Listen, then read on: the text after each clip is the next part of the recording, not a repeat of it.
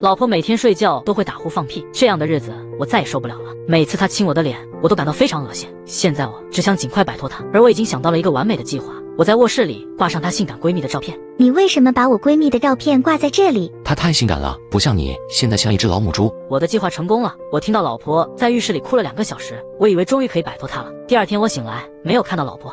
太棒了，我终于自由了。但我高兴得太早了，没想到她去了健身房。我已经看穿了你的把戏，宝贝，不会让你失望的，我会变得比闺蜜更漂亮。天哪，我受不了了。虽然这次失败了，但我还有 B 计划。老婆之前总是用宝宝的事刺激我，所以我告诉她我做了结扎手术。宝贝，看来我们不能生宝宝了。没关系的，如果你改变主意，我们还可以领养一个宝宝。我的天，这你也能接受？晚上我把兄弟的备注改成漂亮妹妹，然后给他们发了很多私密信息。我故意把手机放在他面前，他看到那些信息肯定会和我离婚，但他看到手机却一点反应也没有。宝贝，快把你的手机拿走，不然一会儿弄湿了。这时我才发现，原来不是所有的老婆都有偷看老公手机的习惯，看来我只有放出大招了。宝贝，注意查看我的邮箱，老板有急事找我。他没有回应，这次应该上钩了。几分钟后，他让我出来好好谈谈。不解释一下吗？你什么时候和我闺蜜搞在一起了？你是想离婚吗？没错，我想要自由，和你在一起，我感觉像是在里面踩缝纫机一样。我不想再多说废话了。从现在起，我的律师会处理所有的问题，有什么事你直接和他联系。我关掉了手机，再也不想接到他的电话，然后和漂亮妹妹一起约会。我迫不及待地想开始新的生活，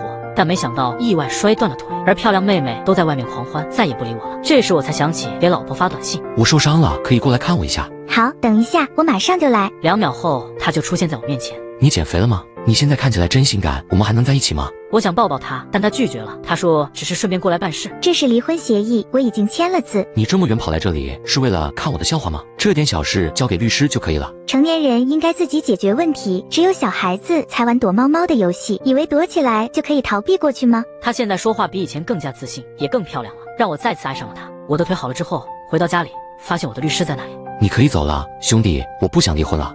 你搞错了，你的律师现在住在这里，和我在一起。他是个非常体贴和善解人意的男人。爱情不是游戏，逃避不能解决问题，真正的爱情需要双方的付出和努力。